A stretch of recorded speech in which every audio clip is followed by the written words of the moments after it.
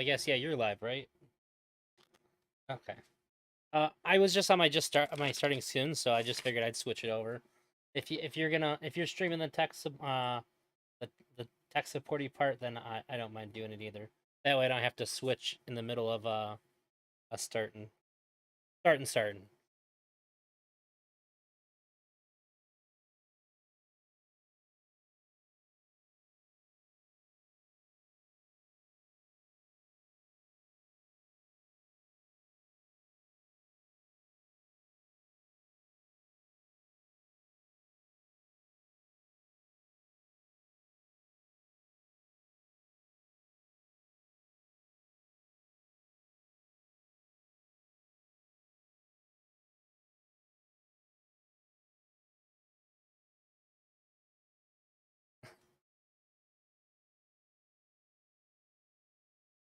I mean, in all fairness, if the Nazis had anything going for them, it's probably they were one of the most well dressed political parties.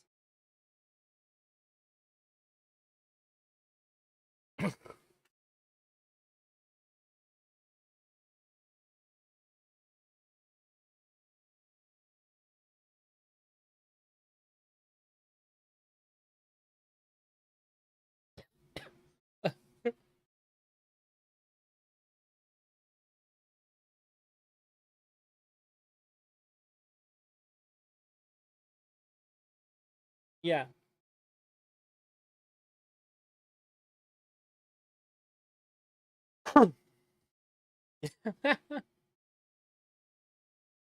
uh, yeah, you have a point. I mean, both you can tell what they're about on site.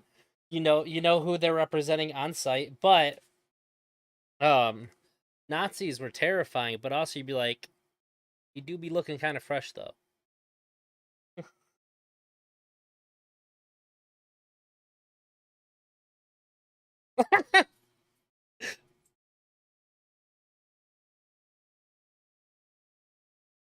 As long as they don't have a beer in their hand, man. I used to live in the thumb of Michigan. They can get pretty scary. It's the same. It's exactly the same, dude. My uncle Jimmy was born and raised in Alabama. He moved up to the thumb, and boy, he felt right at home. I don't live there anymore. Oh.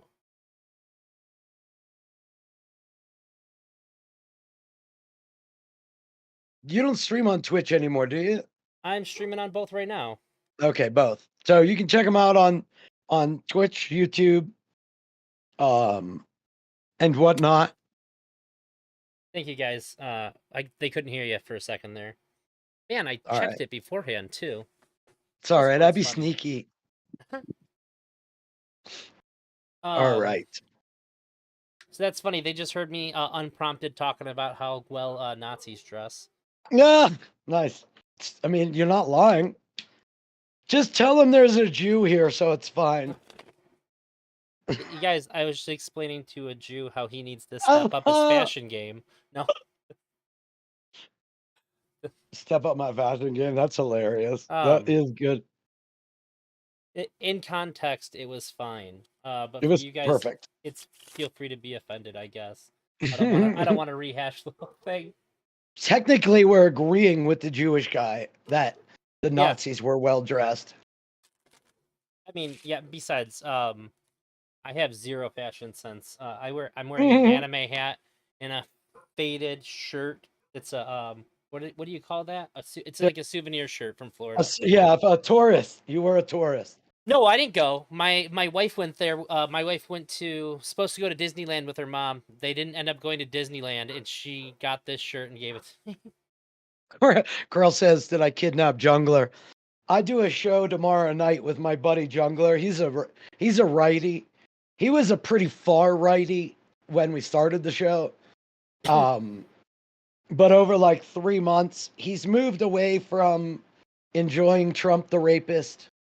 Um, he realizes Crowder was lying when he said they're mutilating kids' genitals. Um, so the point of the show, it's called Uninformed, and what we do we'll take a look at propaganda and stories and how they're being like told on both sides, and then we'll look at the story and find out like what we find out. Interesting. Yeah, it's a lot of fun because I trust him, he trusts me. So if he says something that seems ignorant, I know he doesn't mean it as ignorant, and so does the chat by now. So it's easy to be like, hey, here's why the left freaks out on you when you say that. That's a good show. I like It that. it is a lot of fun. Because Um, he taught me two major things. One, the idea of bringing up January 6th without them realizing it was a coup seems like we're bringing up one day of the civil unrest from the civil rights uprising of 2020 and comparing it to like a whole summer of destroying cities that are completely gone now and nobody ever got arrested, not even one person, because basically they supported black people. So there was this like feeling if anybody brought up January 6th as like a real problem based on it being a coordinated coup and a coordinated plan to overthrow the government, as we've seen with the convictions now, that it just seems like an out of hand protest. And so there was nobody was even communicating in the same world. yeah, And wasn't it like less than 5% of people like actually like planned anything? well, you had people that were convicted of actual conspiracy, and then you had a lot of people that just participated in violence. But Yeah. it's now when you look at the 18 people that have been arrested in Michigan, the 16 the 16 fake electors and the two that broke into the voting stuff. Yeah. You've got Tina Peters and somebody here in Colorado that broke into voting stuff. You have the 19 people indicted in Georgia on the conspiracy. So you're not, this isn't about Trump for me. This is about they had a coordinated political plan to not accept the election on January 6th and basically make themselves the winner at the same time of a violent attack that happened where we do know 4 different trials and 4 different grand juries said there was a seditious conspiracy to overthrow the government. Well, I mean, there was several different things happening separate from each other all at the same time that sort of fed into each other, yeah? Maybe separate. I have enough strings at this point to say they're not separate, Well, it but I seemed like can't they kind say, of converged. well, the same players coordinated it. Gotcha. You've got Roger Stone sending messages to Stuart Rhodes, to Tario, to Mike Pillow, all in a Friends of Stone chat that on November 5th was explaining the fake electors before the election was even fucking called. So, like, the same people that attacked the Capitol were part of the information on the fake electors. And the people that drove Alex Jones and Stone to the Capitol on the 6th were Oath Keepers and fucking Proud Boys. I mean, Probably just a coincidence, though. uh I think I generally still think of it as a coup, but um I don't know. I think that the people that plan it should get the book thrown at them, and the other people, I don't know. They shouldn't get nothing, but Well, it shouldn't be that bad. here's why it's so important to me. If now understand before the January 6th hearings, I had already done an 8-week, week by week docu-series, each episode over 2 hours long, going over what happened and showing the coup. Right. So, like, I have all the docs. I've read the fucking depositions in the Eric Coomer case where Giuliani admits the plan, all of it, right? So, for me, I exposed it before the hearings. The hearings used a lot of the clips from my videos. And Oh, then, really? yeah, and then the charges that I said needed to happen before the January 6th hearing, those charges have been levied. Hell yeah. So if I'm right, okay, then we have a lot of people that tried to overthrow democracy still in high positions of power. Oh, sure. And we have all of the people that raised money knowing there wasn't voter fraud. That is public corruption. That's wire fraud. Those are huge charges. That's like running a fake charity. You're raising money under Yeah. false pretenses. So every penny Trump raised on knowing lies about the election is wire fraud. Yeah, that makes And sense. that's $250 million of wire fraud. That's kind of a big deal. Is there even an attempt at charging him for that? I don't know. Oh, I don't know what Jack Smith's still doing. This is why I hate Biden and Garland and think they need to be investigated, because they didn't investigate what happened for a year and a half. They started investigating it and getting search warrants in the middle of the January 6 hearings. Why does Congress beat you to it? That's ridiculous. You're the Justice Department. Wait, aren't they the executive? Well, Merrick Garland's the Department of Oh. Justice. Okay. Yeah, but And I so- don't know if Biden could do much of anything, right? No, but they could definitely have been speaking on what they believe to be a danger to democracy. The problem is, here's the real problem, right? There is an entire Senate report that nobody has any idea that exists. It's a Senate report that shows all of the details and communications. The title of the report is How Trump and his allies pressured the Department of Justice to overthrow or overturn the 2020 election. It's a Senate report from the judiciary, and it has 300 plus pages of the evidence from the report. Here's all the emails. Here's all the communications. Here's Mark Meadows asking the Department of Justice to look into Italy interfering in our election. Here's Doug Mastriano from Pennsylvania emailing the Attorney General of the United States to do an investigation into, here's my report. These people aren't allowed to directly communicate with the Department of Justice. That's not how this fucking works. Politicians don't tell the Department of Justice what investigations to do, and they went ahead and did them. Sure. I think it's probably good that I'm okay with Biden staying out of it. Well, the other reason is, does any Republican stay out of what should happen with the Democratic president?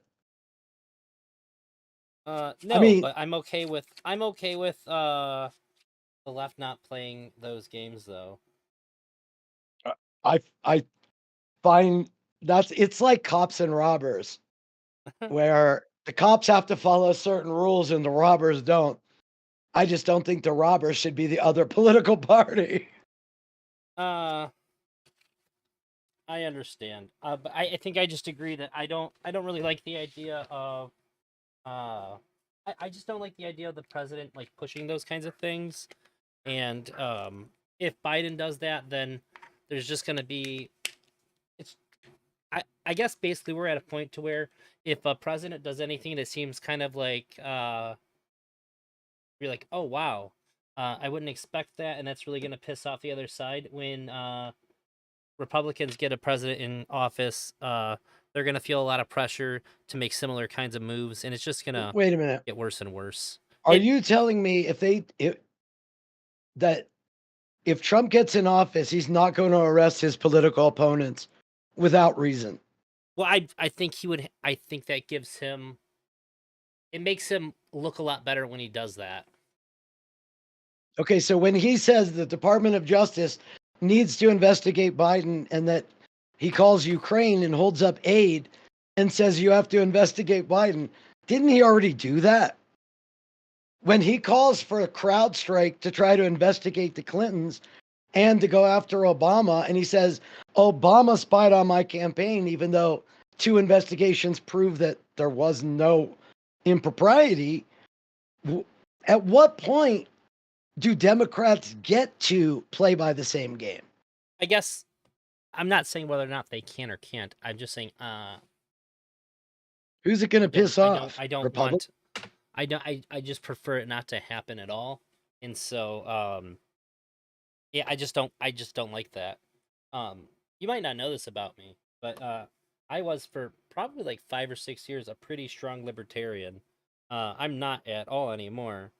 But Why not? because I talked to too many other libertarians.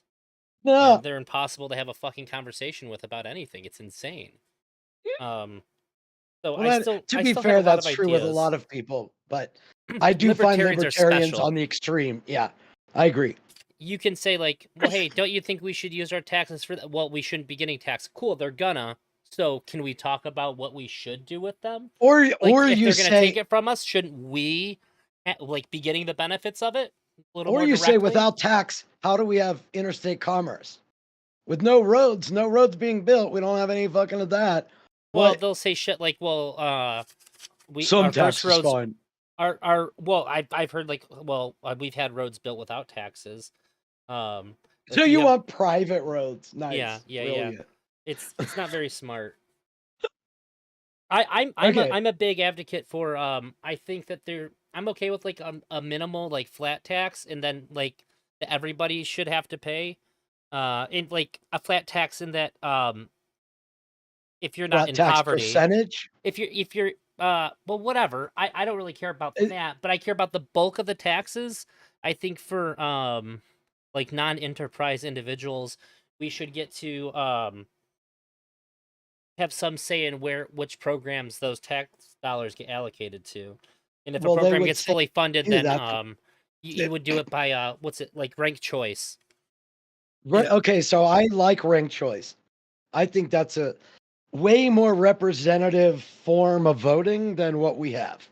So like if I say, okay, I want all of my taxes just to go straight into healthcare. Well, if the healthcare system gets fully funded, then it would go to your secondary choice. Because I'm vegan. The idea that my tax money gets spent on bombs is horrifying to me. Like you're making me an accessory to killing people. Like at least like ethically, and I fucking hate that. I think it's like one of the worst things anybody makes me do ever. There's almost a form of like market forces that sounds like could happen if you did things somewhat that way. But also there are a lot of people, like when it comes to military, right? Yeah. There is a shit ton of wasteful spending. Yeah. But also there's like a level of, I'd like less imperialism, but also at the same time, the mutual assured destruction is one of the only ways we can keep peace right now. Yeah, I'm actually pretty happy that we overspent on the military because it's our budget that everybody knows about. They see that, and I think that the fact that we spend as much as we do keeps everybody a little like, it's just like basically everybody's saying like, everybody, y'all just need to fucking chill. You seen our Yeah. bill? All right. What Yep. was your bill Yeah, at? yeah. Okay, chill the fuck out. We're basically on that page. I think just because of the state of the world, I think there is a benefit. The problem I have is, did you see the recent ship they made that was like a total waste of fucking money? No, They dude, literally I can't keep up with all the fucking artillery that we fucking blow money on. That's fucking they worthless. literally designed a new form of ship, and is like, oops, yeah, this is crap. Let's just not do this anymore. Was it like $500 billion or something? It was yes, yes, yes, yeah. It was like the water version of the fucking F-35 or XB-35 or whatever. The fucking new fighter.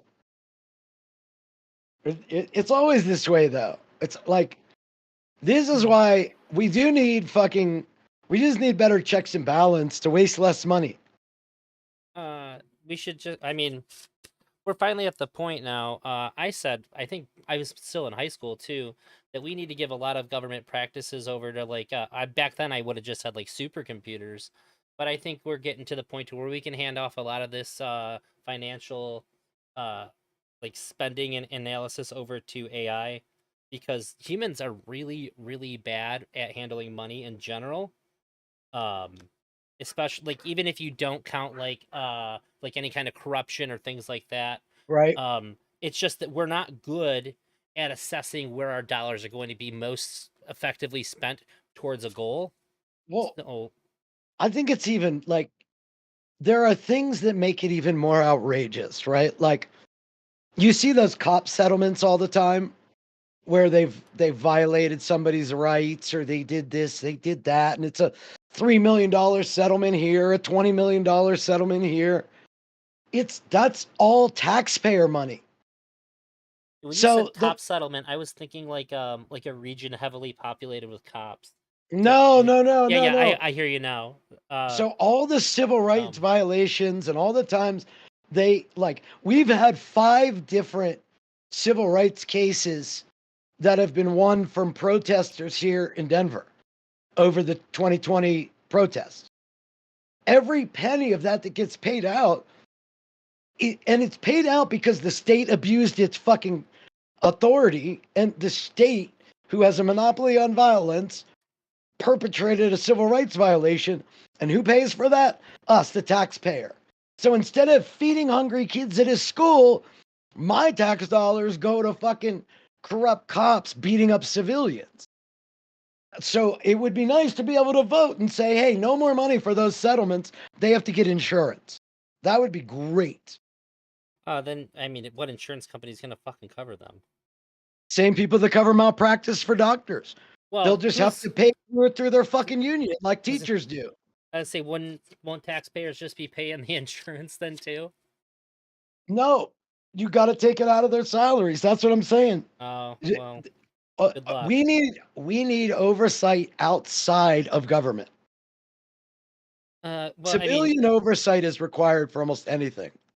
wouldn't we just be creating like a smaller, more localized government for that It'd be oversight? no, it would be the exact same as what you're saying, but with not just funding. You would put more of the things they decide in chambers on ballots and do ranked choice voting. Maybe.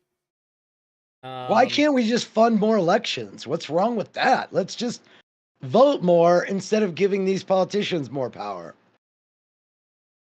well, I think all those people that are running on those committees and stuff are going to turn into politicians really fucking fast. The what? Turn into politicians really fast? Yeah. Yeah, you're probably right. Or actual politicians will just be filling those roles. I do like the idea of having more of a role in like here's what we feel is most important. And then maybe that can control some budgeting without having like line items and shit. I I really I really can't stand like I don't know. Growing up and just hearing the word democracy like 500 times, it's remarkable how little say like anybody has in anything in this country. Representative democracy is basically just like it's not really a democracy. I say we're a representative oligarchy. Uh, What I mean by that is this is why this next election to me is so important. And literally, I will likely, and I'm not joking about this. I will likely leave the country. I've been looking at Uruguay for 3 years now. I know exactly where I would go. I don't want to be part of that next phase because what I see happening is simple. Based on the way I look at things, I do not believe the Republicans believe in democracy anymore. I don't, there's no reason for me to justify it. I'm not going to try to convince you. I just have enough pieces of data and information. I believe they are no longer pro-democracy. Who's the Republicans? Is it? Do you mean the The people in office or like the? yes, yeah, Oh, I the don't. money behind the Republican Party and the politicians that make the rules. I don't really think of this country as a democracy. Like depending on the level you look at it, I mean, it's basically an oligarchy, like Well, do or you like a think we vote on who? corporatocracy. Do you think they actually do put in office the people we voted for? Uh, yeah, but it's really like a feudalistic dynasty. Like every single president has like a common ancestor, and I don't mean like 5,000 years old or anything like that. Um, No, I there's a lot of get things you. that are like Legacy super. America. There's a lot of like super convenient things, uh, like that, and then like if you add on gerrymandering and you add on the way that we do our preliminaries and how much money it takes to even get on a ballot. Um, yeah, I think that whoever we vote for gets put in there, but um, we're not really getting to decide who's gonna be up for that vote. I agree with you. We agree on that completely, right? The capital class right now decides who we get to pick from, right? Yeah, yeah, The DNC and the RNC are just corporations that take in money from other capital class people, whether they be billionaires, whether they be Federalist, Heritage, whether they be Soros, no matter what they are, they're just fucking rich capital class people deciding who we get to pick from. yeah. Which do you think would be worse? The politicians and dark money deciding who the leaders are, absent of the capital class having to fight for our vote, or the system we have now. No voting or voting are the options. I mean, obviously you'd still like to have a say, but it's the thing that makes it all stupid anyways to me is that even if you vote for exactly who you want, there's no accountability to do anything that you say you're going to do. Like there's Well, it's just not it's not a democracy in the way that when you're talked to in school about us being a democracy, the idea is that that the people get to decide how things work here. And it's you and not. I we totally agree. In either system, we don't have a real say. So Yeah. if we made an equation, right, and we put one on one side and one on the other, then we can cancel out the part of the equation where we actually have a say in policy. And then Yeah. all that's left when we cancel that out is, do you want the right to pick from the two idiots you don't like or not? Yeah, I mean if nothing else, it feels better. And so And that's where better's better. I truly feel this next election is between, do we keep the capital class telling us who we can pick, or do we just stop voting? Because again, I don't want to make the argument, but for many of the reasons you said and many others, I do not believe democracy will survive a Republican win in 2024. And I think the bullshit system we have now does if a Democrat wins. That is the only thing I see in this country that our politicians can do. One's going to allow us to keep fighting the system we have.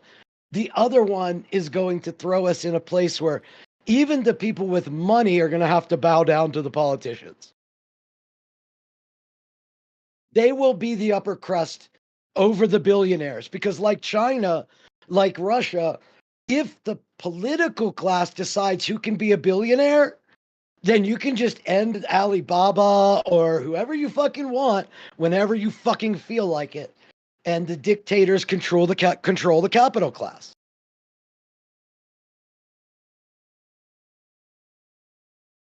Uh sure. I just don't think I don't think that can really work in the United States because of how our economic structure is set up. I think the capital always has the say. Well, that's what I'm worried about. It always has. I mean, it kind of has to. Structurally, I don't think that America could still exist otherwise. Um, it will not exist the way it is now. It Uh, will become. We will have turned into England, a once great nation that was imperialistic, going into places everywhere, and now who are they? What the fuck is England? Who's England? Can't even win World Cups. The fuck? um, We'll be coming in 6th place in the Olympics within a decade. I don't know if you can tell this by looking at me, but I'm not exactly the biggest sports guy. I do like the Steelers, but that's the only time I even watch football. Dude, I've been going to Steeler games my whole life. You look exactly like Steeler fans, dude. I went to a Steelers versus Lions game at the old Silverdome, and I said "Go Steelers" really loud, and it was insane. Like Detroit is really well known for being big Yeah, sports fans. yeah. Like half of the stadium got quiet. Like the whole side I was on, and people were just looking at me. I was like, "What the fuck?" Like Yep. I just figured to be like, I'm at a concert. Nobody's gonna hear me. Everybody fucking heard me. That shit When pierced through the air like a fucking banshee's cry. It was crazy. when I lived in Pittsburgh and we had tickets, I'd take my kids and I'm like, look, anybody you see wearing purple, give them a mean mug. Just look at them like they're the enemy. Is that purple for That's the Falcons? Baltimore. Baltimore. And then one time I took my daughter and we show up and she's wearing a brown coat and it's a Cleveland game we're playing. And I'm like, I'm sorry, we have to buy you something to wear. You cannot wear that jacket. Fuck no, this is not happening. I went through a whole season betting on games, and the only time I didn't bet, Pittsburgh played the Titans. I was like, I'm just not gonna bet on this game, and Nice. and that was the only game they lost all season. Who, Pittsburgh or Tennessee? Yeah, I was like, I'm not betting against the Steelers, but I think I'm just Oh, gonna sit this one out. that's funny. That's funny. I actually lost a bet on their first game of the season. Those motherfuckers. This year, that was I look, it ruined my whole day. I that morning I just spent more money than I can imagine I spent to watch football games. And they did not get a first down on like the first 4 possessions. I was like, this I was about to start throwing stuff. My dogs were like shaking. Uh, Fucking did you have any money on the game? no, I Luckily, literally am a huge Steeler fan. I am too. It's like the only sports team I care about. Luckily though, I bet online and I had like a promotional like pass if you lose you get your money back, but I'd still have rather Nice, won. right? Yeah, you don't want to lose the free money. You want to win the free money. Yeah, exactly. I've been thinking about gambling, but I get addictive and I hate to lose money. So like I literally could put like a couple dollars on a game and just be mad. Like I quit playing fantasy football cuz I would get mad. I have a bet on a baseball game today. I don't give a shit about baseball, but again, if I lose, I get my money back, so I don't really care about it. What do? Just sign up for all the sites and do Yes, the yeah, freebies? absolutely. That's brilliant. That's Uh, brilliant. I do that with I've done that in blackjack too. Vegas. Nice. If Nice. you're gonna give me free money, I mean that's free fucking money. What other website's Yep. willing to give me free money? If I I love lose, it. nothing lost. If I win, it goes in my pocket. I love it. I love it. Okay. So, what did we Oh, I'll wait. Give What me, did we Go ahead. give Do me your one sec. thing. I'm gonna get a glass of water real quick. All right. You got it. What up, Lee? Guillotines are cheaper than elections. I disavow.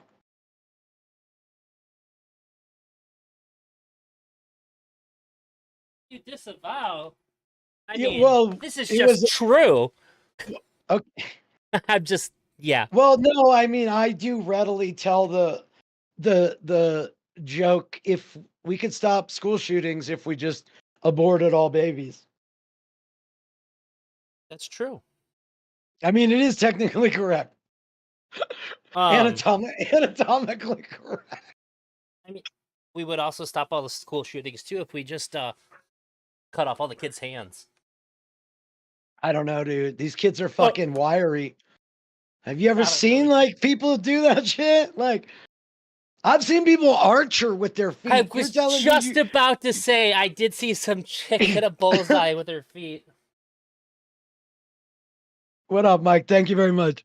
Yeah, This is I mean, America. If anybody was this, gonna shoot up their school without hands, I thought this it'd was be us. America. I thought this was. They're gonna come in with no legs on a skateboard, right? And there was a fucking 3D printed contraption they got directly from the NRA. All they have to do is like poke their chest forward, and it racks it again. They come in like the modern day handicapped rifleman. It is. It is pretty wild. There's a cop at my kid's school, and we live in a nice area. I will say, I had I think an armed security guard where I went to school, and that was early '90s. So I don't give a fuck. I almost got expelled. I know if they found it, they would have said that I had brought a firearm to school. But I had my paintball gun in my backpack, Ah, and I didn't even know about it. I was one of those classic messy locker kids, and my teacher was like, "You need to go clean out your locker, and then I'm gonna check it." And I was oh like, "Shit!" no! So I open it, and I'm like, "Oh shit, my paintball gun's in Disassemble, here." disassemble. And this was like peak zero tolerance. Like if you Right, had like a plastic like toy knife, you're expelled. Period. right. I seen my buddy walking down the hall. I was like, Dave, my paintball gun's in my backpack. Can you take it? He goes, yeah, just put it in my locker. He gave me his comm. So I wrapped it in a Nice. sweater. And as I'm walking, this girl walked past me, and I was pretty sure she's seen it. She looked really wide eyed, and I was like, oh God, I hope she doesn't say anything. So I think she was so scared that she just didn't say anything to anybody. And I was like, but like when I think back, I'm like, what a bad fucking person. She's been through so many years of therapy because of that day. And I just She think how wakes many up in a people could cold have sweat. died. She wakes up in a cold sweat thinking about the actual shooting that would have occurred. Yeah. You should call her and apologize. I don't know who she was. I'm just kidding. I'm just kidding. I was just doing the bit. I think I was in like 8th grade, so I didn't know anybody. Oh, You don't really know anybody when you're in 8th grade, you know. But oh, anyways, the reason why I wanted to talk to you today, yes. not that I don't mind talking to you any day. I really don't. You're one of my favorite people to talk to. You're very easy to talk to. Much appreciated. Um, what happened with you leaving YouTube? I have heard of dozens of people leaving Twitch. They're going to Kick. They're going to YouTube. Right. Like mostly YouTube for a long time now. Like Kick's pulling some of them. Like people going to Rumble. But you left YouTube for Twitch, which is bizarre to me. That's like somebody saying, "I'm done vaping. I'm gonna Yeah. start smoking cigarettes instead." I can understand the perception of that, and that's fucking a great way to have put it. So there's a couple of things about what I'm doing that's pretty different. First of all, the reason I started a YouTube channel had zero to do with ever growing a YouTube channel. So I've thought about doing something streaming wise for like a really fucking long time, but I never wanted it to be my face because I wanted it to be something that didn't have to depend on me. And if it becomes my face, it's harder to do that. So I was too lazy to figure out the VTuber type thing. So I didn't give a shit. Sure. Finally, what happened was I was researching January 6th. And when I say researching, I'm retired. Okay. Been retired for 5 years now. And so I don't need the money. I'm not doing this for money. What happened was I realized in what I was looking at, we're not communicating to each other in a way that makes any sense. Sure. And I think watching debates people were wasting their time.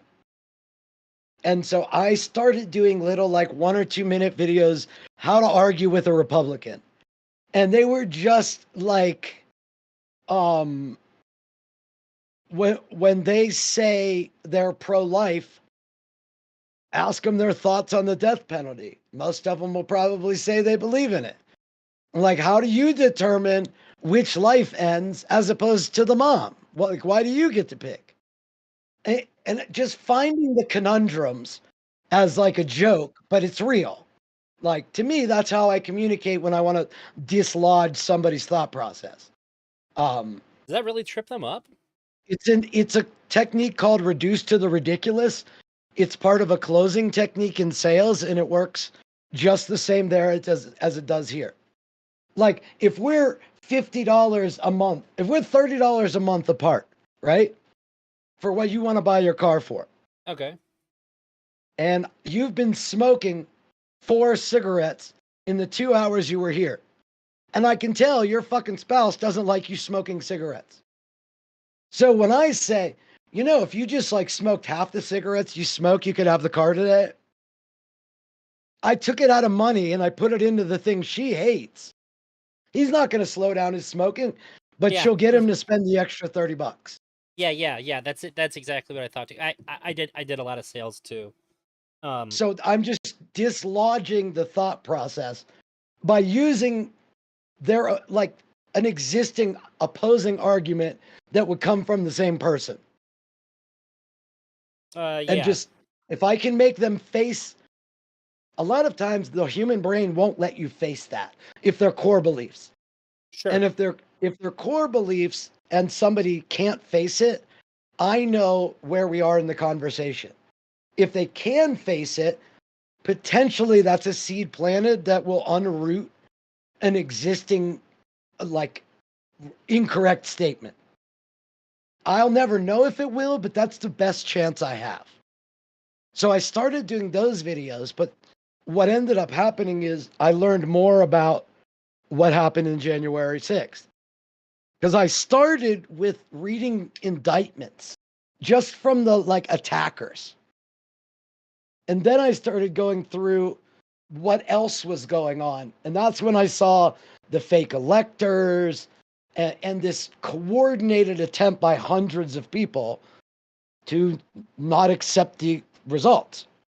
And so I started making little videos on it just because I wanted to get that message out.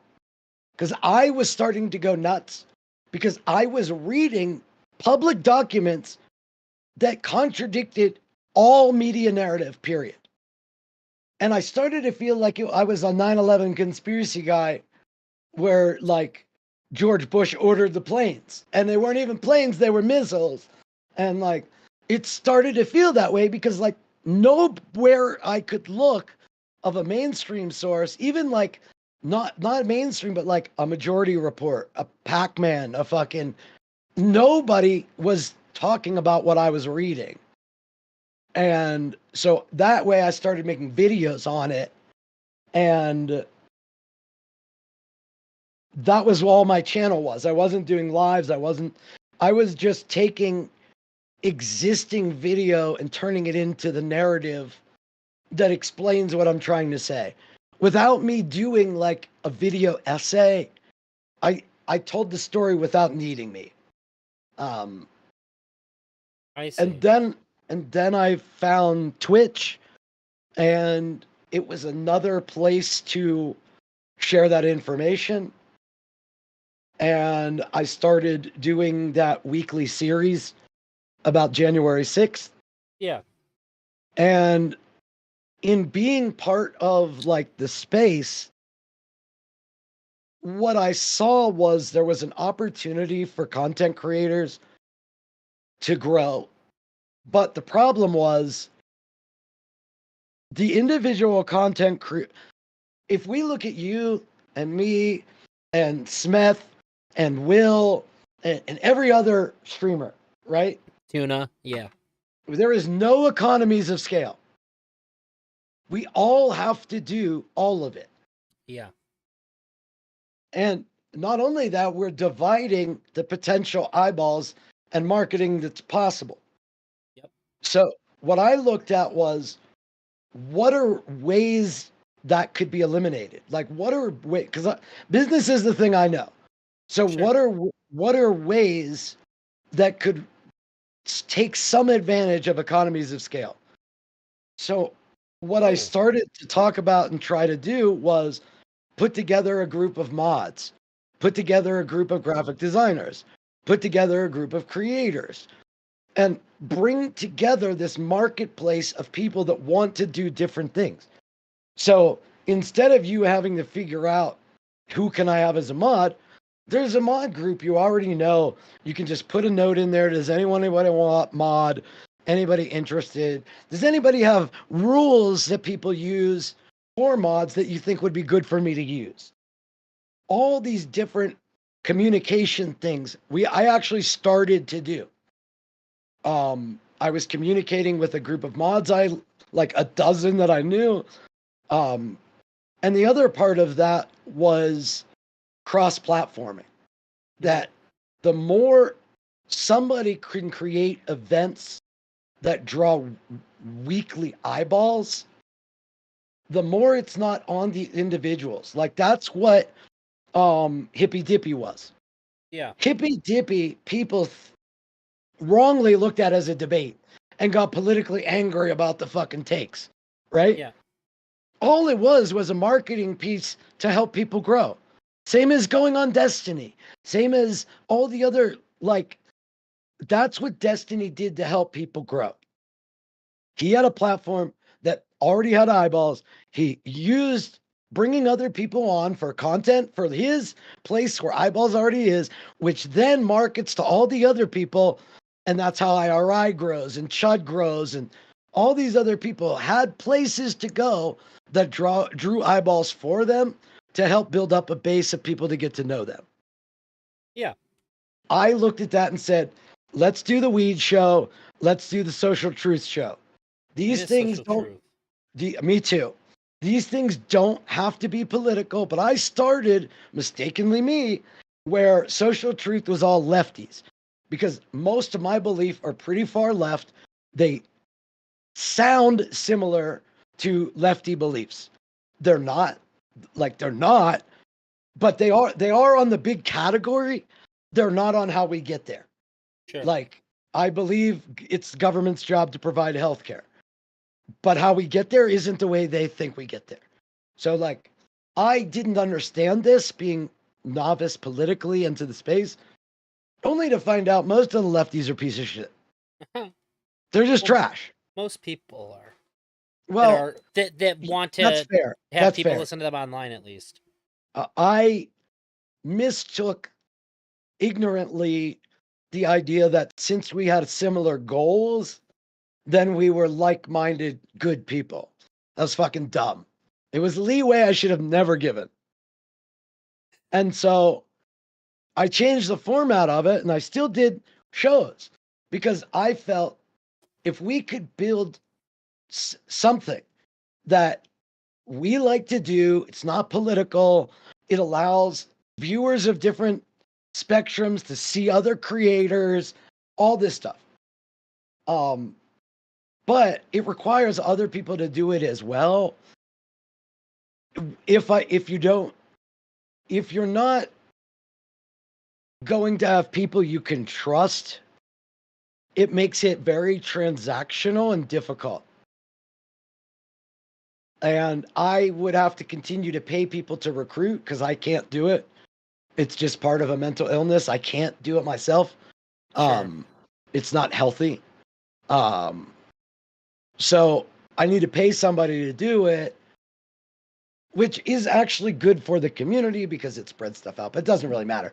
Um, but if people would do that, right? Anybody that's willing to set up a regular, call it a show that has other creators on, will grow their channel faster than the other creators. I don't know if you got invited to it. I might have not been so active with it anymore. I had a Discord called Rising Tides Network, and I had a bunch of smaller creators on there. so they could like reach out to say like, hey, does anybody know about this? I'm gonna do a stream about this, and just like network with each other. Right. Um, it it did some stuff for a little bit, but I just got too wrapped up in other things to be able to pay attention to it. After all Right. the effort I went to put it together. Yeah. Yeah. Yeah. Well, so that's to, I guess, to try to stay on track. So once I was doing the January 6th stuff, I realized maybe there is an opportunity to create a voice. And I was also doing a show with another creator called No Coincidences, where we were researching basically, I mean, we started with blood libel, if you want to go back that far, but we started with Gamergate, tracked it into Pizzagate, into the election, into Q, into Stop the Steal. And we were doing all this research as a show. And it really helped me to understand. I learned about the IDW, the intellectual dark web, and like, not only do they have a physical manifestation of how to manipulate the algorithm, but you had Bannon, who was directly vice president of Cambridge Analytica, who notoriously stole personality profiles and figured out how to use our individual psychological makeup to figure out what to target us with to trigger us. And you have Flynn, whose specialty as a private company was identifying content creators with the most reach and how to put them together to build networks. And you circle that into Cicada, and a lot of these people keep showing up again and again and again and again and again. And so part of building that network was to try to build something that could combat at least weak links of what I was seeing, which was pretty audacious to like want to build. But I see TYT has built a thing. I see a few other smaller people in the past have built actual channels, because what I wanted to do was build a channel that was just different shows that had nothing to do with me.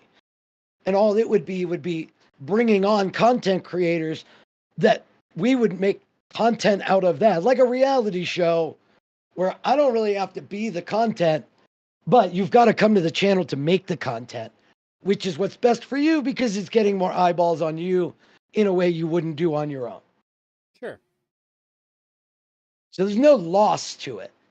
So ultimately, that's what I ended up streaming about, doing that and trying to get people to understand what I saw as a coup, trying new ways to present it, take new information that comes out in the news, tie it into other stuff that we've already covered to help keep people like understanding the different tracks of things that were going on. And then eventually I just enjoy doing it now.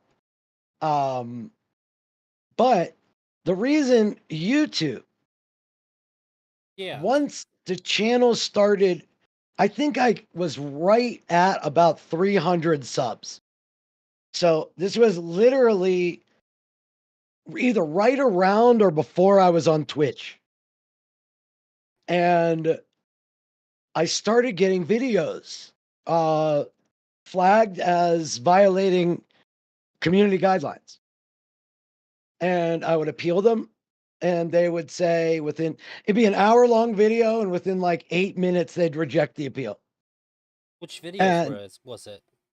well, it was one was false prophets, showing the evangelical role in January 6th. One was a video of Tim Pool's live stream of January 6th, juxtaposed to released footage from the tunnel attack, where he's basically rooting to pardon the people doing violence, saying this is because of BLM. That got removed. Everything that was debunking and showing right-wing stuff that was still on YouTube was getting removed for violating community guidelines. I see. I got a warning, I got a week ban. Then I didn't post for 90 days. They went away. I got a warning, I got a week ban. I got a 2-week ban. And every time it just discouraged. Look, I'm getting 80, 90 views a video. Why am I going to spend 50, 60 hours clipping together a video, a 20-minute video to show a narrative when they're just going to keep taking them down? What's the point? So for a while, I just stopped with YouTube altogether. But then when I started working with Sen and Jenny, I had some people that could help, that could do editing, that could make sure stuff was gone. We were able to like set up a backup channel, do a bunch of things to try to protect the channel. At the same time, I spoke to somebody on Twitter, a Team YouTube, and lo and behold, without telling me, I got like 8 videos back all at one time, all strikes removed, all warnings removed, no word, no nothing. 2 days later, I got a video taken down. Huh. Was it for the same reason? Yep. And so I went through about 5 more of those. Each time the Team YouTube helped me get it back after the appeal was rejected. Finally, I got another one. Whenever right before I said I'm done, I got another one. And the Team YouTube said, sorry, we can't help you. And this was on a VOD that I had sent over just to store, like just to store. And I got a community guideline on it. And they couldn't Was take it it not off. live? No. Oh wait, It was so that's wild. So it was a so private video, right? Just to be clear? I believe. Wow. I'm not 100% sure, but I believe. At the very least, you had intended it for it to be. Correct. So And at that so point, it's like they deleted I'm it like, off your hard drive. yeah, I'm like, what's the point? What is the purpose of here's what it is. Okay. One, I'm not growing the channel to make any money. If I made money on it, cool. I'm growing the channel for a goal, for a message. If it works, it works. If it doesn't, it doesn't. Sure. If it's going to cause me more harm than good, I'm going to eliminate it. I'm not going to waste my time. And part of that is my BPD. Sure. So when I do spend the time to make the video, to put it up, and one, it only gets 20 views without me spamming it into Twitter, that's frustrating, right? Sure. I didn't make it for that, but it's still frustrating. I get it, man. Then when you put it over and like, the shit that I debunked is still on YouTube, and me debunking it violates community guidelines, then I don't know what rules to abide by. And there's too much variability. And that's like playing a slot machine with that kind of effort. It's not healthy, and it's not worth it. Sure. It's frustrating, but I'd rather the channel exist with what's on there than me use it to keep making material and it get destroyed. Yeah. I've only had streams taken down from YouTube. I've never had any videos taken down. Very few people have gone through what I've gone through. And they're way more envelope pushing than I am. It's not like, it's literally the misinformation that's getting debunked that's still on YouTube is what they're banning me for playing. Okay. So I see. play Tim Pool talking about like how the vaccine is harmful to your health. And then I'm like, do you look at this asshole? And they're like, oh, you said the vaccine was harmful to your health. That goes against misinformation community guidelines. I actually talked to a guy who is he studies genocides. Like that's like I don't know, that's his job. That's his like area of study. I don't know what his Right. job is, and he got his YouTube channel taken down for Holocaust denial when Yeah. it was about the videos were about Holocaust deniers and like why this is bad. Here's the deal with this. Well, Like and this is informing what's people. happening. Yeah, yeah, and he lost his channel. Like he's permabanned Mhm. for doing the opposite of what he got his Yeah. channel taken down for. Well, every video I've had well, think about this. I've literally had over a dozen videos removed by YouTube and then returned to me because they should have never been removed. Yeah, That is nonsense. yeah. And then the place that I can appeal to is, as long as they were on my side doing the right thing, I was willing to continue. But sure. once I see I can't trust that, dude, that's like going to work thinking you're going to be fired every day. Yeah, I understand. And top that, I was taking the risk of dual streaming. I mean, I average 20, 21 viewers. I love the community we have. The same people are here every day.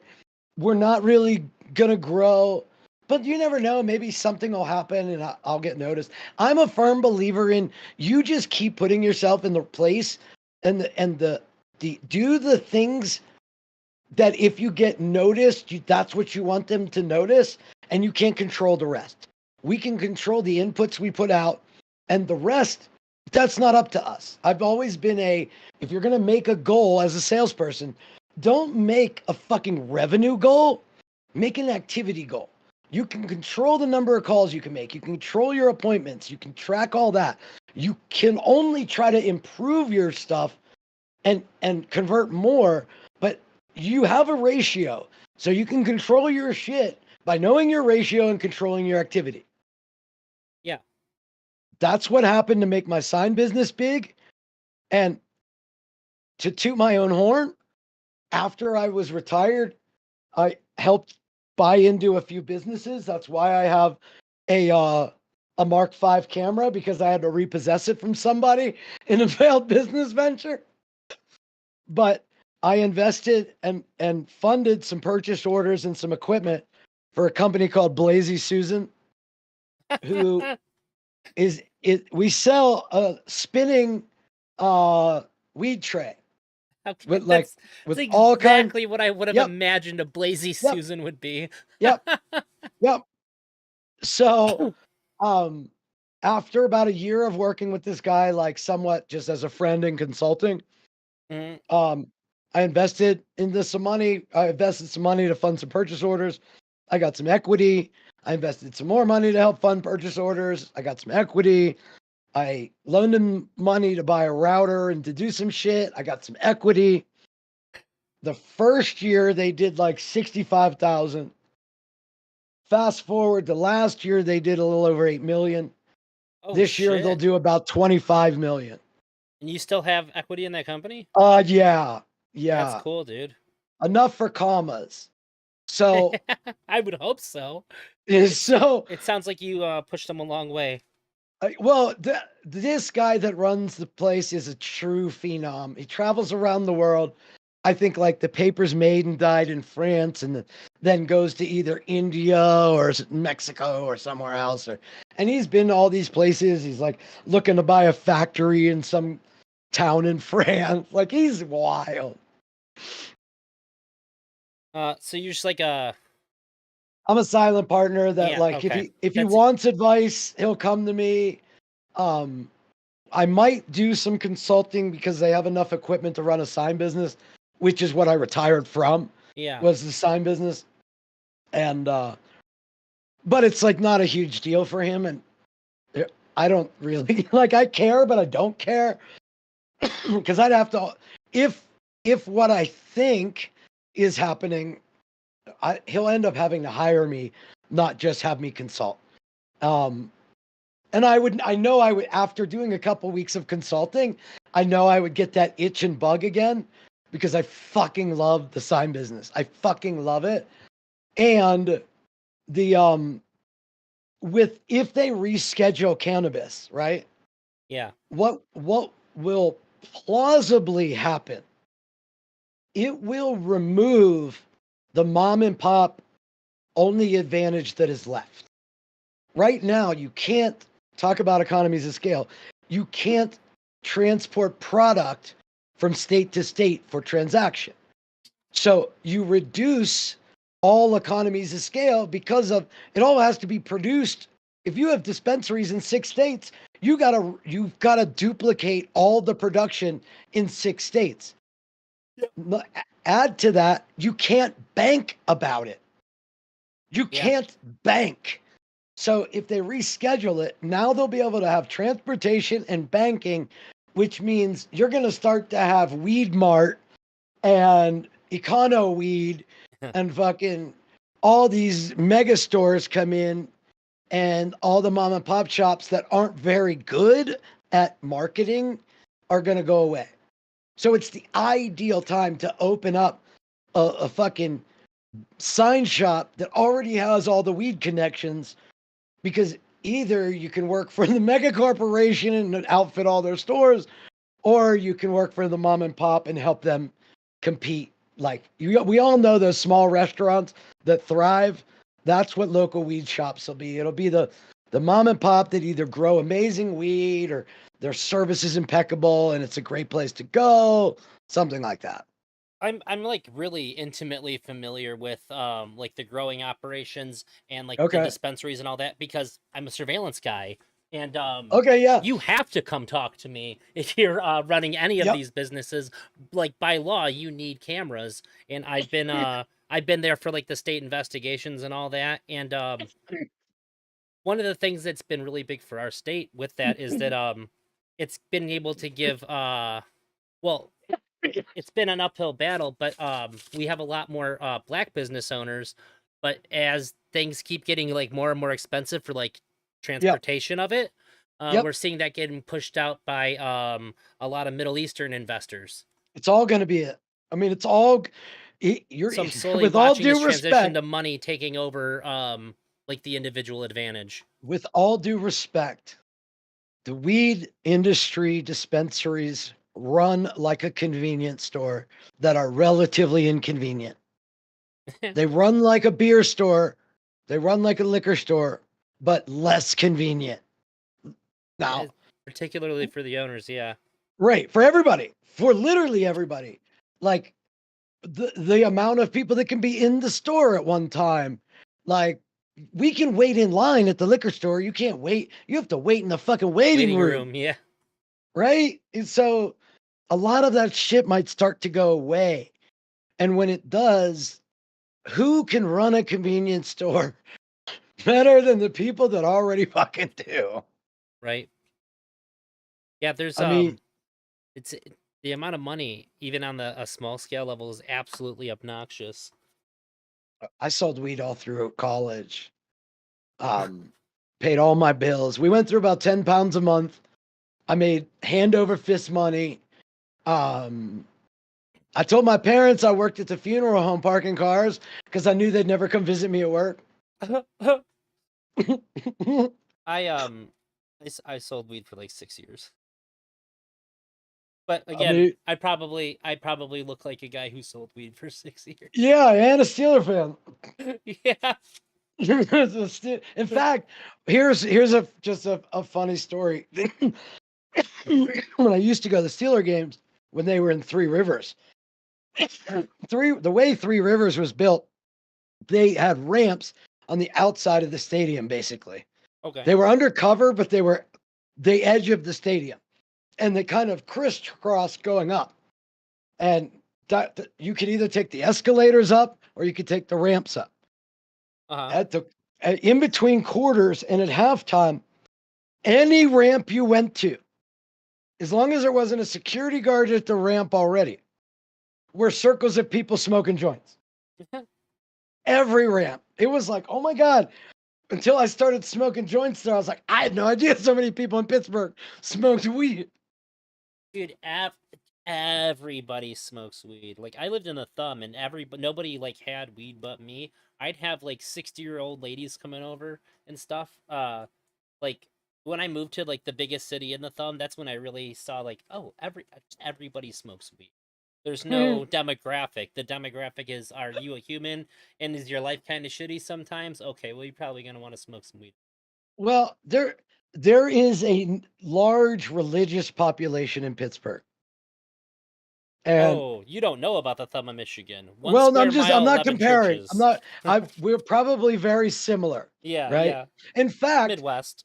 just 2 days ago, I did a stream where for about 2 hours we went over all the different fucking areas with major fucking pedo scandals from the church. And yeah, we know about Michigan too. Dude, it's bad, especially up there. Oh my god. The It's just jails are always overcrowded with drunk drivers and child molesters.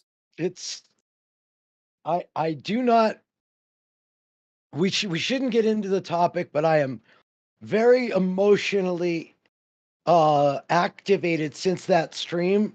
Before the stream, growing up a Jew, you realize a little bit more. I'm not like very religious. I don't like the book. There's just some concepts that I abide by, and that's about it. I don't. Sure. The deity thing doesn't matter to me. There's just if I was on a list, all 4 of my grandparents, all 16 of my or however great grandparents, I'd be at the top of the list.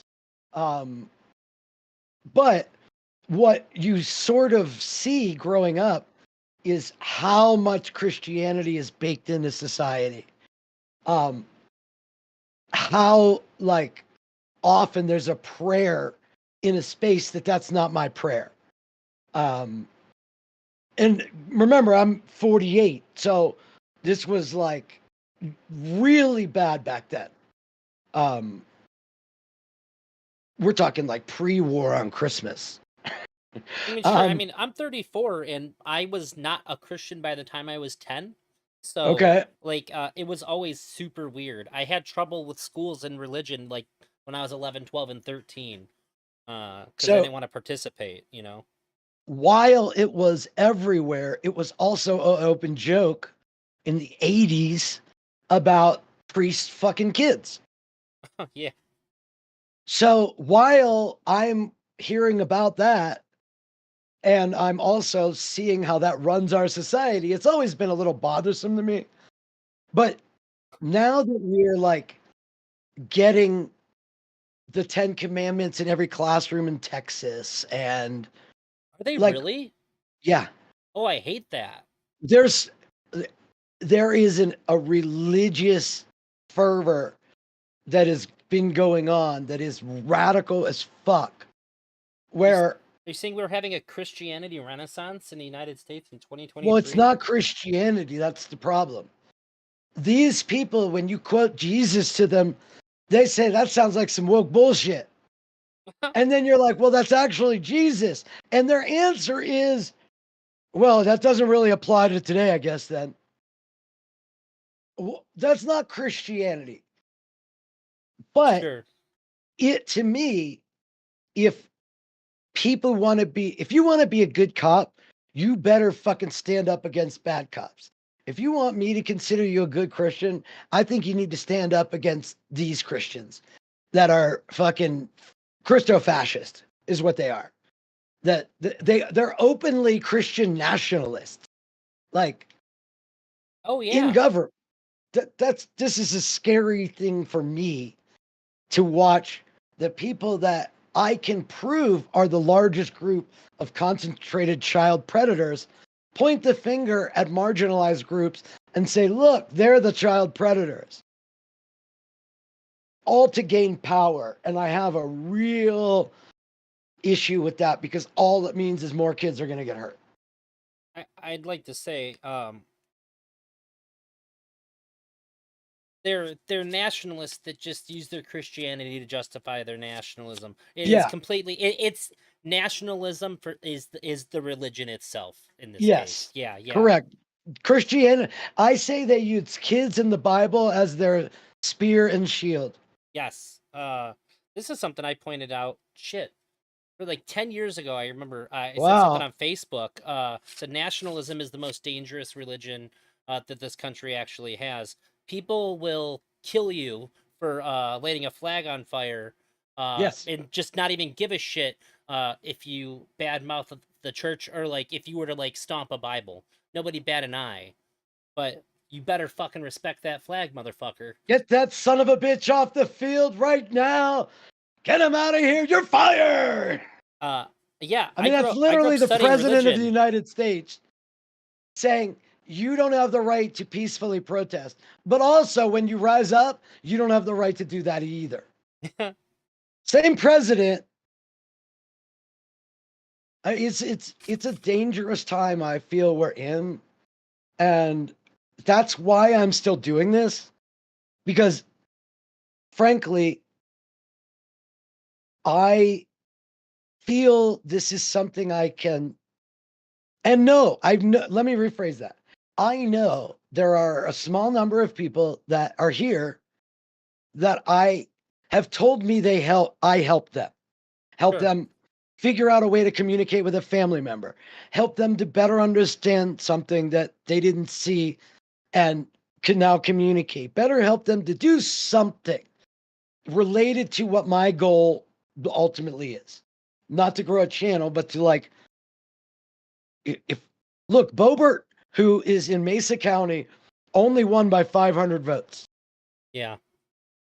I think if we work together, we being a community, that's only 250 actual votes. Yeah, it's a 250 vote swing. Yeah. If I can raise $5,000 to $10,000 for local marketing, and I went down there for the Tina Peters trial in February and started to meet some people and did some networking, could we possibly at least play a role in affecting the change of one of the most toxic people in Congress? I mean, Destiny won Georgia, right? Well, the way I see it is, if I don't at least do something, I regret it more than if I do something. Sure. Yeah, of course. Um, you'll never stay up at night wondering what would have happened if you didn't do it. That's kind of how I look at this. Not like I have a job anymore. I'm trying to make money, or I give out more subs than people pay because I don't want them to have to deal with commercials. Because I only monetized the channel because I was paying people and I wanted the channel to help fund the people I was paying.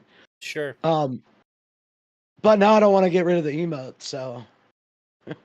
Bro, I tell you what, I don't get a lot of subs, but a couple of them Twitch checks came in clutch a few times. Nice. Nice. So I like what we do.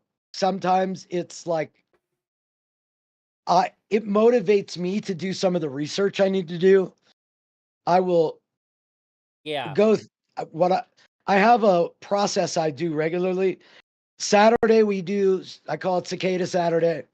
And now, what do you know about Cicada? I'm very interested in Cicada. I mean, I think I have as much knowledge as somebody could have without really digging. Okay, I've watched a couple documentaries. I'm not entirely convinced that the second Cicada was the same. right, It seems like somebody piggybacked off of the original thing that had occurred. right. Do you have any idea who those people are? Um, to my understanding, the best guesses that we have it would be somebody that's like the information security sector. Okay, so the best guess I have is Thomas Schoenberger and Michael A. Levine. And then they brought on DeFango and Lestat. Lestat made the videos. DeFango was like PR to help like show people to like make it like more normal. But some of these same people were also doing stuff with, say, Tracy Beans and Pizzagate and Be the Media and Flynn and like there is a tangled web, but I have been in direct contact with two of those four people that we know were involved in that second group. Gotcha. Do you also think that the first and second were a different thing? Yeah, I happening? do. I do. It's possible Schoenberger, it's possible Levin were involved in it, but I've watched streams where the person who made the puzzles went through like Thomas asked me to do this. It didn't really have anything. Thomas asked me to put a white rabbit in there. Didn't really have anything to do with the puzzle, but whatever. Thomas asked me to put a Q in there. It didn't really have anything to do with the puzzle, but whatever. And this was a stream between supposedly the guy that made the puzzle and Defengo. But the interesting thing about it is they're openly LARPers. So who the fuck do you believe? And who do you trust? When every one of them is a known liar, known for lying and doing disinformation. Yeah. I just feel like I'm a zookeeper and I just like to watch the animals. Sometimes I get to pet or play with some of the animals.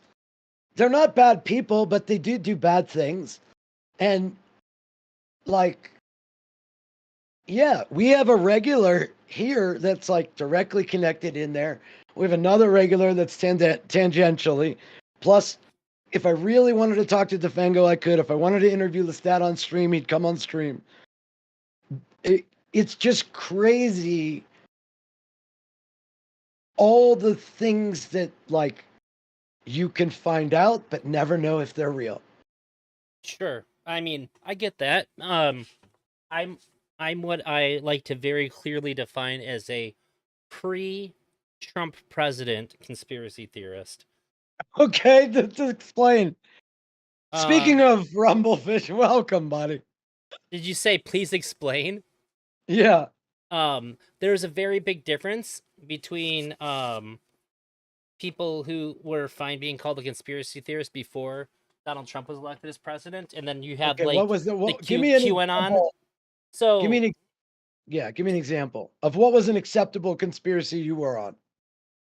I mean, just talking about the issues with and I'm not saying to the farthest extreme, but things going on with 9/11. Yeah, There's we a lot talked of about that things. on 9/11. That we listened to the air traffic control, NORAD, Langley stuff. It's the only For time they Flight ever 93. failed ever.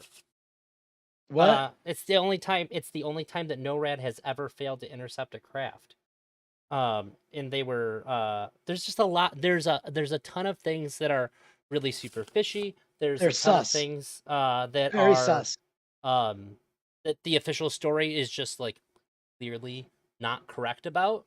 But The whole here's what I 9/11 think they commission is do. super weird. Here's what the psyop was, right? You weren't saying the government did this and it wasn't even real. They just blew up the buildings. You were saying, from what I've seen, here's what I have a problem with. And you're not saying this is what happened. You're saying this is what I have a problem with. Well, yeah, because we could never get. You can't really get very far when people won't even entertain the idea that everything that is in the 9/11 Commission report isn't viable or even like worth considering. Right. Or what about all these things that aren't in the 9/11 Commission report at all that are like they happened, they're here, but nobody wanted to talk about that then.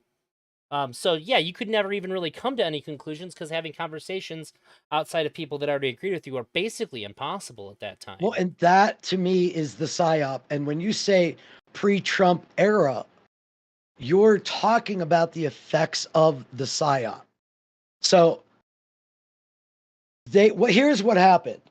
You may have been in a group of people or in a 4chan group or a Reddit group that I'm not saying Neither. you were, I'm saying you could have. Sure. Okay.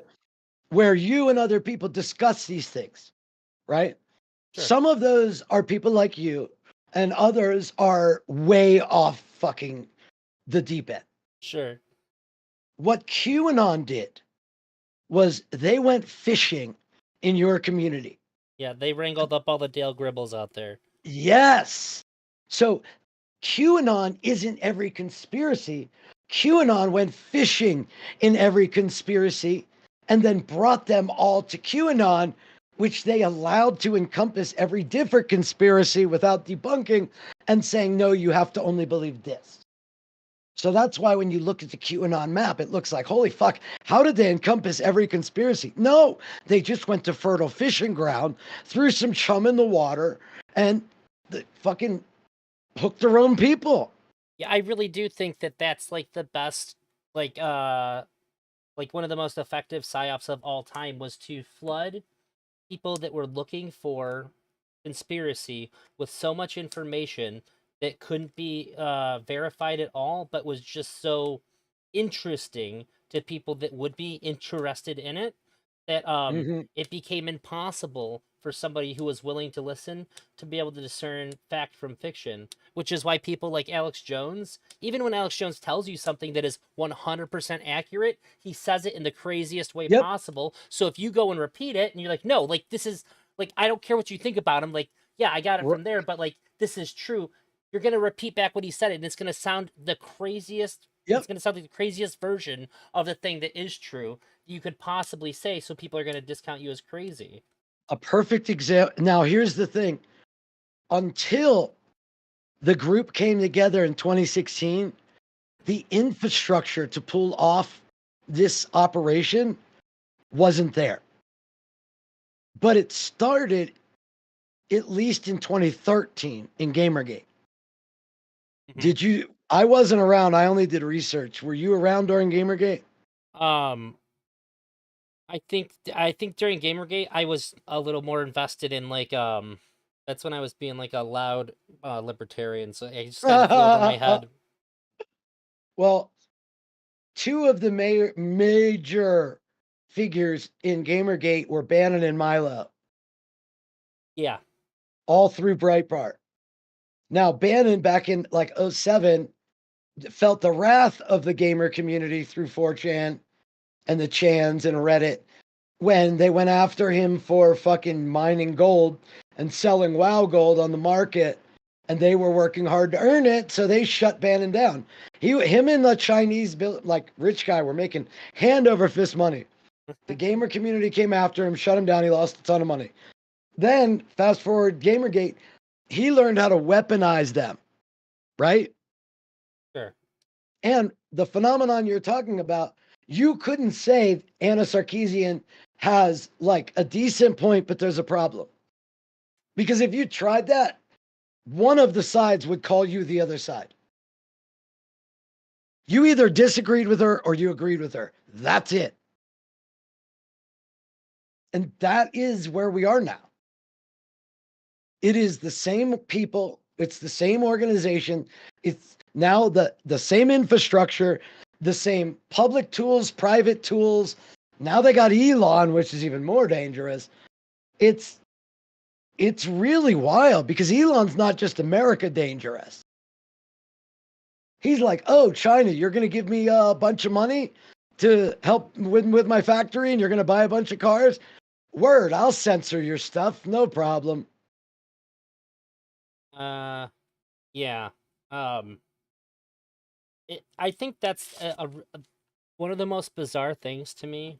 Um, that I think about is like somebody who's I would say fairly left leaning who used to be libertarian. It's really crazy to me that everybody on the left seems so okay with censorship. Like, I'm not it has nothing to do with censorship. uh, well, What what does Twitter have to do with censorship? all social media has a lot to do with censorship. Wow. How? Yeah. Because they get to decide what can and cannot be said, which Well, means they but get to decide what can or cannot be heard. we don't have any laws against that. Uh, sure, but I think it should be a concern of everybody's. Well, then wouldn't the government have to own Twitter? Um, If you want to nationalize Twitter, I'm actually kind of for that. so I mean, you don't have to, but what you can do is you can say that you can't you can't have access to our networks. Like you can shut them out, can't you? Or you could tax the fuck out of them to pressure them into doing what you Well, want. you could tax the fuck out of them. You could. They're If not you going to. if you're gonna remove your country from the market, that's a pretty persuasive move without having to actually take them over and own them. What do you mean? Uh, so like if you say like, oh, if Twitter wants to have American users, and I mean obviously people can VPN and all that shit, but easily be able to use your service, you have to censor, or you can't censor this or this, or you have to censor this or this. They Most tech could do companies are that. going to do that. They're going to Well, comply because that's money. okay, while I agree with you, they could do that. I don't agree But with that. isn't that actually censorship? Yeah, I don't agree with that either. But yeah, none of this shit's easy, So the way I look at it is, but it should be a concern. well, here's the way I look at it. It is a concern, okay? If if you don't have a uniform code of conduct, that is a problem. Are you claiming there wasn't a uniform code of contact before Elon Musk? God no. There's nothing uniform about how any social media site operates in terms of bans, censorship, none of that shit. It all just Okay. has to do with whose So rap is is that report YouTube landing banning on, my because they don't like me? because they don't like you. I would be impressed if that was the reason. Wouldn't that be cool? Yeah, Somebody at YouTube is like, I know that fucking guy. Fuck him. unironically, that would be cool because you'd have to have you got to be doing something right to get a company Right? that big to single you out. If you're ever looking for validation, that'd be a great way to get it. Right? Just an expensive form of validation if you're Yeah, getting yeah, yeah. I don't want it. yeah, Google would be quite the enemy to have. So to me, the government telling Twitter what it has to do Yeah. is censorship. Yeah, that's So scary too. That's pretty I scary. the idea that the idea that Twitter, excuse me, shouldn't have now I can see the government's role in verifying the equal or fair enforcement of terms of service. I would Sure. be all for that. To verify that they're not actually censoring an opinion based on a political belief, because that could be a civil rights violation. Could it? Do you have a If you civil just right to ban use gay Twitter? people, if you just ban gay people or you ban Jews, like, yes, it could become easily like it's like the cake. Do you, do you want to? If you can just claim like an exemption to giving speech to certain people, that's like I refuse to do business with everybody specifically. You can't categorize people off like that. Unless you were just going to be a Republican platform. Like you could be Gab and be like, if you're a fucking lib, you're gone. If you're not racist, you can't be here. You have to like their test, you know how sometimes there's like that little test, it's like click the traffic lights. Yeah, you have They're to. like, click the fascist symbols you agree with. Oh, that's a lot later than I thought you were gonna go. Well, I mean, Click not and hold all and pronounce Nazis are they have an bad R. people. Uh, yeah, I've never been on any of these like super weird ones. Like, what's Trump's Truth Social? Is it? Truth Social. Yeah, I think I logged into it like when it was brand new, and it looked like Facebook beta kinda. It was really bad. I'm sure they put some more money into it by now, but good God, it was it was Well, pretty junky looking. so I want to get back to the hearing, but let me sum up like the way I'm looking at this for the YouTube thing. Yeah, If I was trying to make money on YouTube and I thought that somehow they would stop taking down the videos, because I'm not going to not do the content I do, but that means I'm going to continue to run the risk of the system taking the stuff I'm debunking and turning it into violations of community guidelines.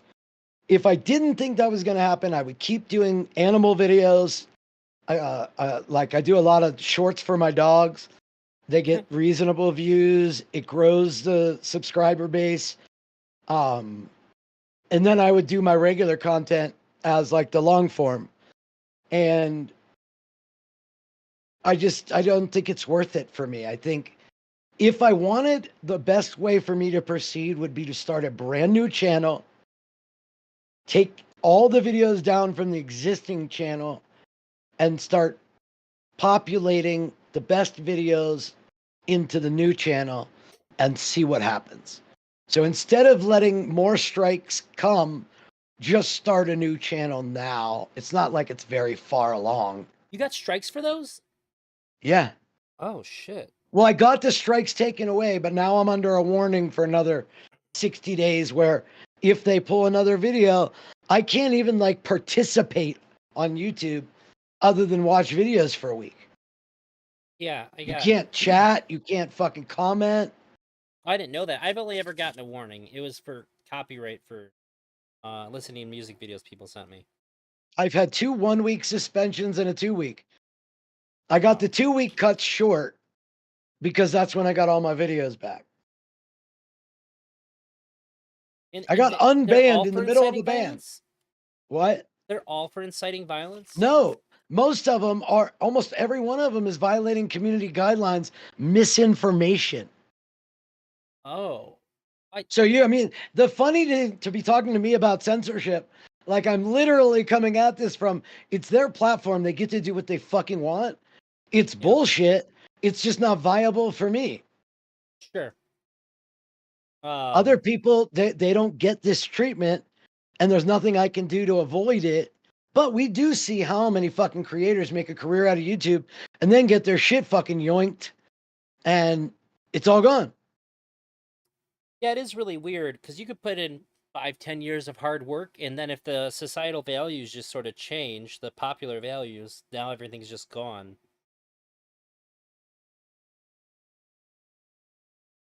Because I think a lot of the misinformation guidelines came up around COVID, and they just sort of extended out to other things. Yeah. Yeah, probably.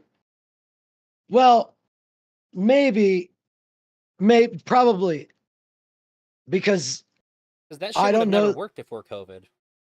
Yeah, I mean they did hate speech, but I don't think misinformation. Right. Well, yeah, that makes sense. Because they had already started getting rid of the Nazis and the death wishers on other people and the violent threateners. That makes sense. That's probably pretty good. Is that yeah, okay. Yeah, I remember that. That's like when they got rid of like Sargon and like Fuentes and shit. So you had the blood sports era of debate, and all those people, it was like they were basically 4chan as a podcast. That's not bad. And the platform was like, yeah, this is like not healthy for us. And Destiny was like tied into that group too, right? Yeah, just lucky for him, he was the opposition. So like, you had all those people that turned out to be alt-right, Groyper, Baked Alaska, all these fucking people, right? Ethan Ralph. And so, yeah, they cracked down on all that. And then came, the next would have been COVID. I don't know if that was Adpocalypse. I don't know if that's the same timing because I wasn't around, but it seems like it probably would have been. Well, that'd be fucking crazy because during COVID, everybody's at home watching YouTube videos. Well, Adpocalypse, I think, was like 2018. Okay, so then it was just before COVID then. Right. That's when I think they started kicking Nazis. Like, I think it was just there was too much either violent, dangerous type content that corporations didn't want their ads next to. And so they cracked down on the speech that like wasn't fair for airways, basically. And it was a it was a business reason, not a fucking political reason. Yeah, because it had to have been before COVID, because once COVID was happening, that's the only information I consumed for like a solid year. So, So it must Meatbag have been said before that. 2015 or 2018 was the second one. Okay. So yeah, these platforms, they wanted to allow the most amount of free speech. Almost every limitation on free speech is based either in the law or profitability. Yeah. And I mean, free speech is quite profitable. The less restriction you have, the more entertaining things are going to be. It doesn't matter if you hate what somebody's saying. If you hate it or if you love it, you're gonna watch it either way.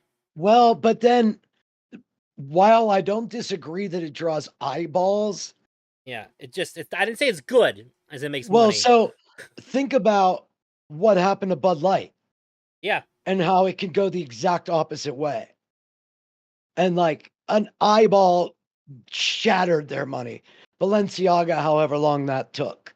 listen, well, whoever reposted those commercials to YouTube made some money on ad revenue. Well, and then that's where the crackdown starts to come. Wherever there is financial pressure, that's how they're going to modify their TOS. Their TOS is like approved by the fucking corporations on them, probably.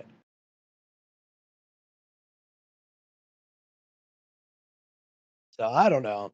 So I thought about going to Kick, but I don't do any of the things I feel I should do to grow a channel.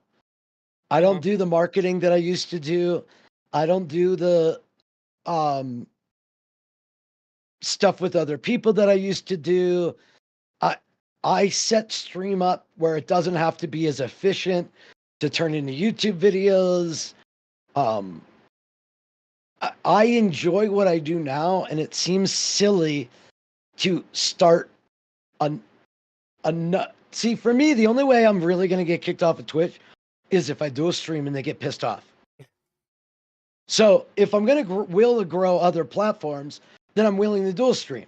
Sure. So if I'm not, then I'd have to take the time to specifically stream on these other platforms, try to grow them. And I'd rather just keep what I'm building or built than start something over.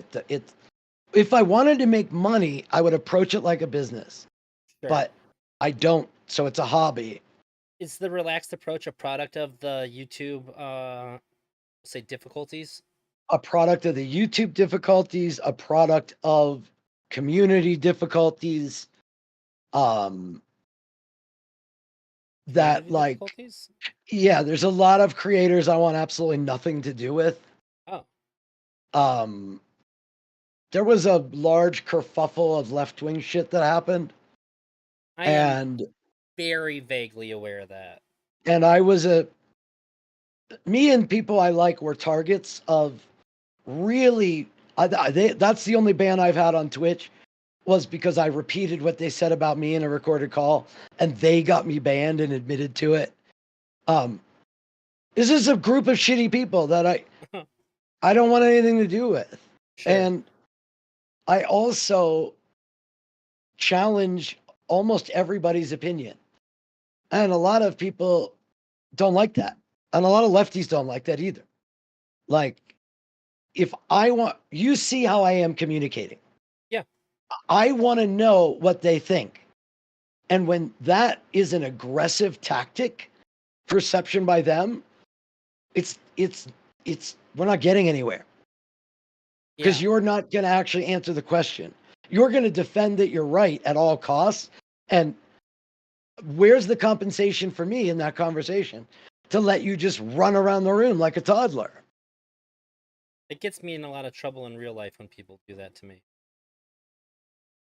So I don't put myself in that situation here. Yeah, I'm sympathetic to that. And if I had to grow, I would. I'd go play the game. I'd go fight on panels and make a fucking ass of myself just to get people to stream like guerrilla marketing.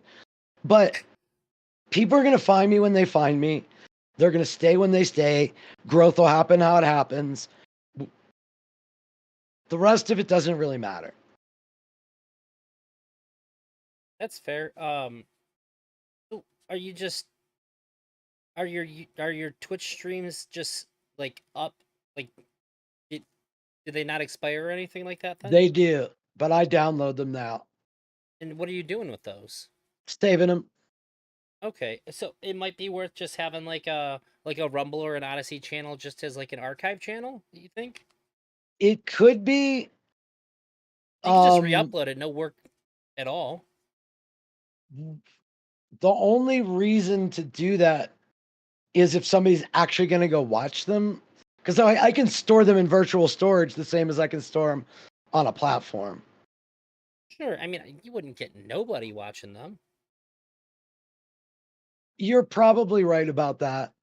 If I ever get bored, I've thought about it. That's kind of what I mean is if I tried to do YouTube, I would start a new channel and I would. Is Rumble anything more than the live broadcast? Is Rumble anything You can different than store things, Twitch? I think. But I is it think any so. different than Twitch? You don't Yeah, have it's a lot small more. It's a lot videos more where you go racist. through. That's Well, basically yeah. the difference. What I meant was format wise, do people go there to watch anything other than live broadcasts? I don't know. I don't. I did for a little while. But that was just like right after Mr. Girl got banned. He's the only person I knew that streamed on the platform at the time. But other than that, like I don't think I've ever. Oh, actually, I did a review of a movie. What was that terrible, terrible COVID movie called? Um, Which one? I can just have and look at my video. Was it a lefty Died suddenly. Die suddenly? Yeah, it was hosted on Rumble. That's where I had to watch it, and what a dog shit fucking like. I've never seen a documentary that was guaranteed to leave somebody less informed at the end of it. It was fucking insane. They're called mockumentaries. Mockumentaries are fun. This was not fun. Well, so this is, and I do want to get back to this hearing, so I'll end with this. The reason why I started the show Uninformed is my buddy, who is my friend that I talk to off stream, that we play games together, that is my friend. He's a righty, and he says the words because it's an instinct response. Sure. But if you ask him a question, he'll think about it. So I figured he's entertaining. I think this would be a fun thing for me to stream, that him and I just talk about what's going on. Not necessarily deeply political. We've covered like a bike Karen. Was it actually a Karen? Did she get a raw deal? Did the leftover react? Like that kind of stuff. So we still do that kind of stuff, but we have deeper discussions about criminal charges, about like what's actually happening versus the narrative. One of the things that really got me was we looked at Steven Crowder after the third indictment, the dox indictment, and he did a very common trick that was an easy way to point out to somebody like Jungler what the problem was. He framed what he was about to say as proving Trump's innocence. And then he sarcastically read the Espionage Act. And then claimed because he didn't do something that isn't even named in the act that he just read, that proves that Trump is innocent. Now, when we slow it down and Jungler reads the fucking Espionage Act, he doesn't have to share the documents. He simply has to have them stored in a place where it's not a fucking skiff. Like just having them in a bathroom, knowing what the documents are, already violates the Espionage Act. And if you read the act, it's clear. The problem is he frames it as if Trump's innocent. He reads it like it's sarcastic and then tells you something that's not in there as proof he didn't do it. Yeah, classic. And Jungler watched it twice and was like, yeah, he just read it. It's proof he didn't do it. And then when we slowed it down and all you do is read the law, it's like, oh shit, he did violate it. My toilet is now a skiff, self-contained internal flushing. So yeah, the having these open conversations with people that might espouse, I'm not labeling you this, I'm labeling him this, the people that might espouse harmful, transphobic, homophobic, anti-racist phrases and thoughts, not knowing they are any of those things. Sure. And until you find out if somebody's saying something, if you care, if you just hear something racist and that is racist and you're like, fuck, that's racist, that's fine. You're allowed to do that. Like, there's nothing, I'm not arguing against that. What I'm saying is if it's somebody you know or you care about and they say some racist bullshit and you're not like, wow, that's weird, I didn't think they were that racist. Ask them why they think the thing. Yeah. Because you might realize they don't even know what they're saying. Sure. Yeah. I mean, there's they might even be saying it with just like devoid of any real meaning too, you know. No intent, but no ill intent, but not having ill intent and saying something harmful, those aren't mutually exclusive. You can do both. You can be harmfully hurtful, you can be both dumb and dangerous. Sure. I I mean, I grew up with a lot of slurs not being a big deal at all. And For it took sure. me a really long time to be able to get them out. I still hold on to which I don't even consider to be a slur, but I won't say it on your stream. The R slur. Oh, retarded. That's Yeah, fine. you guys. You know what? I think the F slur is coming back. I think there's enough people that are gay to where people just assume people aren't homophobic, and The it's only F able to slur be we need funny is again. F-bomb. I'm just saying, I think that it's becoming more culturally acceptable. It's entering into see. media again. And I mean, if it does re-enter media again more largely, and it's just as like a silly thing, that means like we won. Like there's no more hate in the word. Yeah, what a victory. No, I don't know about that. Like using the word more expansive, it was always used as a denigrative word. Same Yeah. as the N word. Just because they take it back doesn't mean it's not used as primarily denigration by people that aren't in that community. Hey, look, man, I'm just hopeful because I've been hearing it more and more. That's your algorithm, buddy. That's your thought bubble. Well, I mean, like TV shows and stuff. I'm just fucking around. And I don't feel as tense, but I mean, you know, I think some words some words haven't changed at all, and you still feel that tenseness. But yeah, I'll say retarded till the day I die. I hope it's my last word, and it makes somebody mad. What, Grandpa? Who did you want to leave everything to? Shut up, retard. There's okay. I leave you with this. My buddy who worked with me at my sign shop. Yeah. He told me the last thing he said to the last thing his grandma said to him was, you know, you were never really good at math. And all I ever saw was it was like this deathbed confession. Steven, come here. Come here, Steven. I always needed you to know you were never very good at math. There's her pill container with half the pills still in it. All right, brother, you take it easy. This was great. Yeah, it was nice talking to you, man. All right, see you later. Peace out. Okay, that's it. I got a panel tonight. I'm gonna try to take a nap before it because I haven't